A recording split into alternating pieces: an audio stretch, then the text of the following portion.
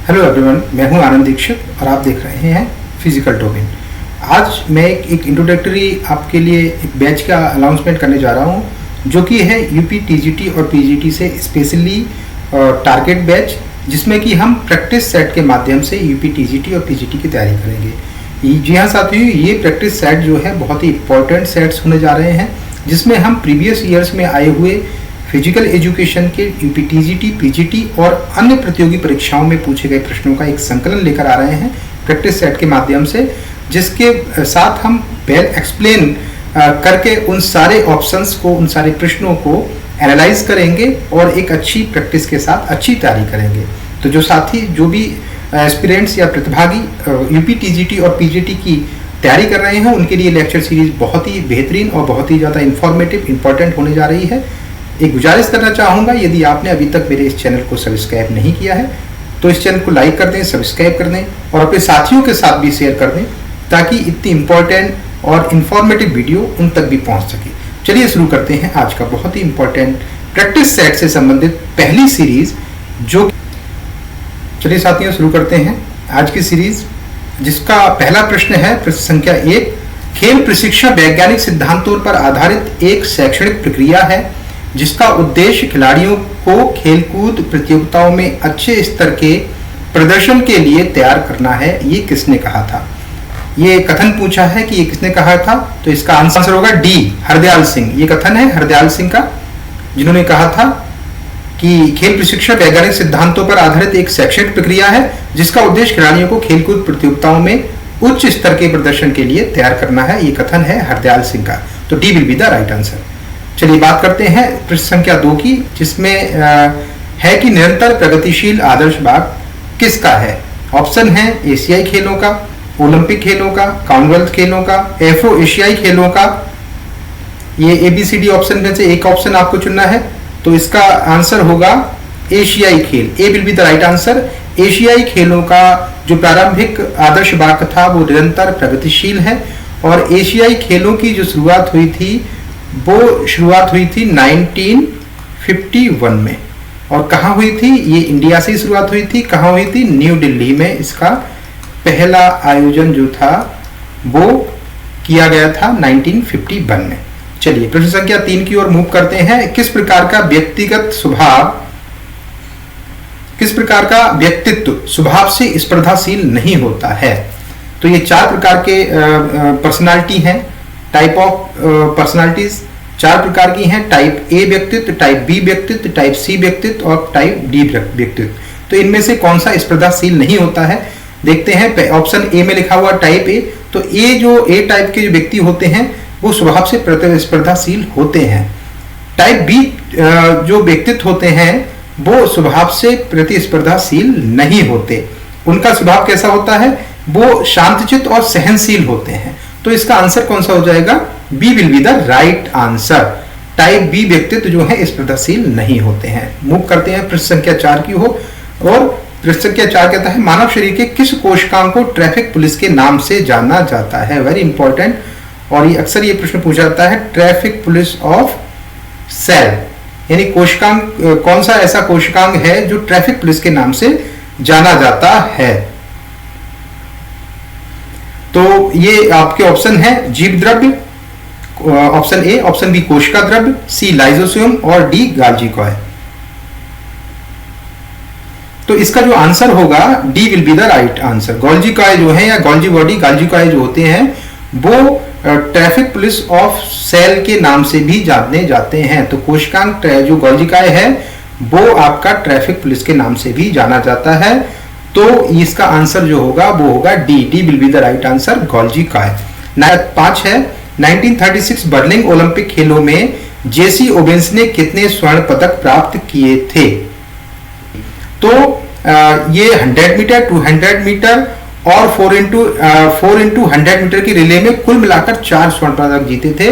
तो 4 पदक जो थे वो जेसी ओवेन्स ने जो जीते थे, जो कि अमेरिका में के एक एथलीट थे।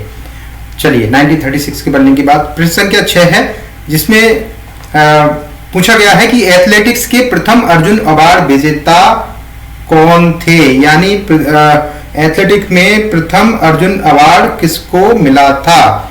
तो प्रथम अर्जुन अवार्ड जो था बाधा दौड़ में भाग लेने वाले प्रसिद्ध खिलाड़ी, जो कि हमारे हर्डल रेस के बहुत अच्छे खिलाड़ी थे, गुरबचन सिंह रांधवा, गुरबचन सिंह रंधावा, यानी जो आपके Gurbachan Singh option number C है, इनका पूरा नाम था गुरबचन सिंह रंधावा। और उनको 1961 में ये आपका अवार्ड अर्जुन अवार्ड से नवाजा गया था या अर्जुन अवार्ड दिया गया था। और ये गुरबचन सिंह जो थे प्रथम अर्जुन अवार्ड प्राप्त करने वाले एथलेटिक्स थे। प्रश्न संख्या 7 की तरफ बढ़ते हैं। कौन से ओलंपिक में मिल्खा सिंह ने चौथा स्थान प्रदान किया था? देखिए, मिल्खा सिंह को फ्लाइंग सिख की उपाधि मिली थी और लेकिन ये एक सत्य भी उनके साथ जुड़ा हुआ है कि वो ओलंपिक में कभी पदक भी नहीं जीत पाए। ओलंपिक्स में ये देखा हुआ आपके ऑप्शन है इसमें, म्यूनिक ए, बी लंदन 1940, टोक्यो 1964, रोम 1960। तो रोम का 1960 में जो ओलंपिक हुआ था उसमें मिल्खा सिंह ने चौथा स्थान प्राप्त किया था, जो कि था आपका 400 मीटर दौड़ में। किसमें था ये? मिल्खा सिंह में रोम 96 में किसमें प्राप्त किया था? तो 400 मीटर रेस, ठीक है, रेस में प्राप्त किया था। चलिए मूव करते हैं अगली प्रश्न की ओर। प्रश्न संख्या 8, पुरुषों के लिए भाले की कुल लंबाई कितनी होती है? ऑप्शन है 2.60 से लेकर 2.70, 2.65 से लेकर 2.70, 2.50 से लेकर 2.60 और ऑप्शन डी है 2.60 से लेकर 2.650। तो बात करते हैं पुरुषों के लिए, मेल के लिए जो है जेवलिन की जो लंबाई या पुरुष में भाले की लंबाई जो होती है 2.60 से लेकर 2.70 तक होती है। वहीं दूसरी ओर अगर हम फीमेल एथलीट की बात करें तो उनके लिए, महिलाओं के लिए इसकी जो लंबाई होती है वो होती है 2.20 से लेकर 2.30 तक, ये फीमेल के लिए होती है। तो आपकी जो फीमेल की होगी 2.20 से लेकर 2.30 तक होती है। वहीं पुरुषों के लिए भाले की लंबाई 2.60 से 2.70 तक होती है। मूव करते हैं प्रश्न संख्या 9 की ओर। 200 मीटर दौड़ में लेन नंबर 3 का स्टैगर क्या होगा? देखिए, स्टैगर का एक बहुत ही जो ट्रैक मार्किंग है उसमें स्टैगर का बहुत ही साइंटिफिक तरीके से इसका पूरा स्टैगर निकाला जाता है। आने वाले समय में, आने वाले दिनों में एक ट्रैक से संबंधित वीडियो भी अपने चैनल पर अपलोड की जाएगी, जिसमें आप ट्रैक से संबंधित तमाम टेक्निकल चीजों की जानकारी प्राप्त कर सकेंगे। तो अगले प्रश्न की ओर। प्रश्न संख्या 10, अगले ओलंपिक खेल कहाँ खेले जाएंगे? देखिए, अगले ओलंपिक की बात कर रही है, तो अगले ओलंपिक, चूंकि ये प्रश्न जो है इसके लिहाज से हम कहेंगे तो 31वें ग्रीष्मकालीन जो आपके ओलंपिक का आयोजन हुआ था वो ब्राजील के रियो डी जेनेरियो में हुआ था। सबसे ग्रीष्मकालीन ओलंपिक जापान के टोक्यो में 2020 में आयोजित हुए थे, ठीक है। तो यहाँ पर इसके हिसाब से अगर हम देखेंगे तो जो हमारा Tokyo, D will be the right answer, क्योंकि ये उस समय का है। अगर हम इसमें देखेंगे तो बर्लिन, बॉल्बिन, रोम और टोक्यो, तो टोक्यो ही इसके हिसाब से राइट आंसर बनता है, क्योंकि जो कि 10 का जो राइट आंसर होगा वो कौन सा होगा? D will be the right answer, Tokyo. चलिए मूव करते हैं अगले प्रश्न की ओर। वो है एथलेटिक शब्द किस भाषा से लिया गया है? एक ग्रीक शब्द है एथलान, ठीक है, जिसका मतलब होता है प्रतियोगिता। क्या होता है इसका मतलब? प्रतियोगिता। तो प्रतियोगिता, और इसमें जो पार्टिसिपेट करते हैं उनको बोलते हैं, जिसमें पार्टिसिपेट करने वालों को बोलते हैं प्रतियोगी। एथलान से ही आपका एथलीट बना है, तो वो कौन सी भाषा का शब्द हो गया? ग्रीक भाषा का हो गया, जिसको कि एथलान शब्द से लिया गया है। प्रश्न मूव करते हैं प्रश्न संख्या 12 की ओर, जो कि है 800 मीटर रेस में भारतीय रिकॉर्ड किसके नाम है? ये पुनः एक ऐसा प्रश्न है, क्योंकि अगर हम बात करेंगे तो ऑप्शन दिया हुआ है श्री गोपाल सैनी, श्री राजकुमार, श्री रामनिवास और श्री राम सिंह। तो इनसे में अगर हम ऑप्शन की बात करेंगे तो D will be the right answer, Shri Ram Singh. अब देखिए, श्री राम सिंह का रिकॉर्ड जो था वो 1.45.77 सेकेंड्स का रिकॉर्ड था जो उन्होंने बनाया था। ये उनका भारतीय रिकॉर्ड था और 1994 तक ये एशियन रिकॉर्ड्स भी हुआ था। लेकिन जून 2018 में डिक्सन जॉनसन ने इस रिकॉर्ड को नेशनल इंटर स्टेट चैंपियनशिप जो हुई थी, नेशनल इंटर स्टेट चैंपियनशिप में 1.45.65 सेकेंड के साथ इस रिकॉर्ड को तोड़ दिया। तो अगर हम ऑप्शन के हिसाब से देखेंगे तो राइट आंसर श्री राम सिंह ही होगा, लेकिन 2018 में इस रिकॉर्ड को तोड़ दिया गया है। किसके द्वारा? डिक्सन जॉनसन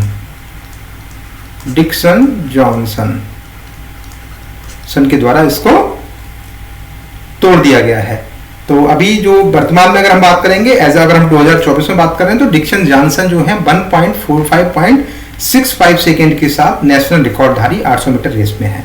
चलिए मूव करते हैं प्रश्न संख्या 13 की ओर। शारीरिक शिक्षा की गलत धारणा क्या है? ये केवल से संबंध रखती है, व्यायाम ही शारीरिक शिक्षा है, ये सामाजिक विकास से संबंधित है, ये मानसिक विकास से संबंधित है।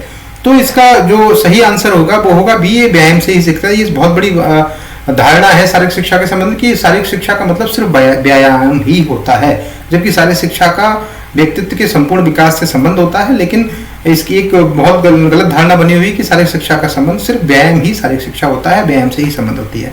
तो B will be the right answer. चलिए मूव करते हैं प्रश्न संख्या 14 की ओर। गति के नियम का प्रतिपादन किसने किया? ऑप्शन दिए हुए हैं, वो हैं अरिस्टोटल, न्यूटन, जीविनेस और गैलीलियो। सर देखिए इसका आंसर होगा B will be the right answer. Newton, जिनका की पूरा नाम था सर आइजैक न्यूटन, इन्होंने 1687 में अपनी पुस्तक प्रिंसिपिया में गति के नियमों का प्रतिपादन किया था। कितने नियम दिए थे इन्होंने गति के? 3 लॉ ऑफ मोशन। तीन नियम दिए थे। पहला नियम था लॉ ऑफ इनर्शिया, दूसरा नियम था लॉ ऑफ एक्सेलरेशन और लास्ट था law of action and reaction, यानी जड़त्व का नियम, जड़ता का नियम, त्वरण का नियम और क्रिया प्रतिक्रिया का नियम। ये 3 नियमों का प्रतिपादन न्यूटन ने किया था। तो B will be the right answer. मतलब जान के विकास के लिए सबसे अच्छा व्यायाम कौन सा है? तो जान के विकास के लिए जो सबसे अच्छा व्यायाम है वजन के साथ उठक बैठक लगाना। B will be the right answer. और प्रश्न संख्या 16 है, बास्केटबॉल खेल में 3 अंक मैदानी गोल एरिया कितना होता है? तो 3 अंक मैदानी गोल एरिया जो होता है बास्केटबॉल के खेल में वो होता है 6.75 मीटर का। 6.75 मीटर की दूर से यदि कोई प्लेयर बास्केट करता है तो उसको 3 पॉइंट मिलते हैं। चलिए 17 की ओर, जो कि है ग्रीस ओलंपिक 2020 के खेल का स्थान होगा। ठीक है, क्यों? देखिए अब ये हम 2024 में इस क्वेश्चन का रिवीजन कर रहे हैं, लेकिन ये 2020 में ओलंपिक 2020 के खेल का स्थान कौन सा होगा? तो मैं अभ्यर्थियों को एक सलाह देना चाहूंगा कि आप ओलंपिक के पुराने संस्करण और आने वाले संस्करणों के बारे में जरूर जानकारी रखें कि आने वाला संस्करण कब खेला जाएगा, वो कौन सा संस्करण होगा और उसके लिए प्लेस कौन सा होगा, कहाँ खेला जाएगा, कौन से देश में खेला जाएगा, कौन से स्थान पर खेला जाएगा। इन सब के बारे में आप जरूर एक बार पढ़ें और उसको याद भी करें। तो देखते हैं 2020 के स्थान का कौन सा होगा। तो टोक्यो, जो कि हो चुके हैं, जापान के टोक्यो शहर में जो ओलंपिक 2020 जो है वो हो चुके हैं, जो कि 2021 में खेले गए थे, मैंने अभी बताया। प्रश्न संख्या 18 की ओर बढ़ते हैं, जो कहता है प्राचीन ग्रीस में अपोलो था तो प्राचीन ग्रीस में अपोलो कौन था? अपोलो जो थे कि एक जो पाइथियन गेम थे वो अपोलो देवता के सम्मान में खेले जाते, पाइथियन गेम्स के में। और ओलंपिक के खेलों के बीच में जिनका आयोजन होता था तो तीसरे वर्ष डेल्फी के मैदान पर होते थे। जो ओलंपिक खेलों के बीच तीसरे वर्ष में डेल्फी के मैदान पर होते थे पाइथियन गेम्स, उनके अपोलो के सम्मान में खेले जाते थे। अपोलो नृत्य, संगीत, प्रकाश, चिकित्सा और खेल का देवता था। ठीक है, तो इसमें समुद्र का देवता, घाव भरने का देवता, पानी का देवता, आग का देवता। ठीक है, तो प्रकाश, चिकित्सा, खेल, तो इसमें सी विल बी रिलेवेंट आंसर लग रहा है। तो सी विल बी द आग का देवता राइट आंसर। 19 क्वेश्चन है, YMCA शारीरिक शिक्षा महाविद्यालय का सर्वप्रथम आचार्य कौन था? सर्वप्रथम आचार्य जो है आपका YMCA शारीरिक शिक्षा महाविद्यालय का कौन था? YMCA जो कि कॉलेज ऑफ फिजिकल एजुकेशन की स्थापना 1920 में की गई थी। कब की गई थी? YMCA college of physical education की स्थापना जो की गई थी वो गई थी 1920 में। ठीक है, और कहाँ की गई थी? इसकी मद्रास में की गई थी 1920 में। 1920 में इसकी स्थापना मद्रास में की गई थी। तो YMCA college of physical education oldest college है फिजिकल एजुकेशन के इंडिया के अंदर, ओल्डेस्ट इंस्टीट्यूशन है। उसकी स्थापना 1920 में मद्रास में की गई थी। और इसके जो प्रथम आचार्य थे, यानी प्रथम प्राचार्य जो थे वो कौन थे? वो थे SC बक। इसके प्रथम प्राचार्य एच.सी. बक थे, सर हेनरी क्रो बक। ठीक है, तो इसका C will be the right answer. ये परिभाषा किसने दी? प्रश्न संख्या 20, मनोविज्ञान मनुष्य और अन्य प्राणियों के आचरण और मानसिक प्रक्रिया का वैज्ञानिक अध्ययन है। अब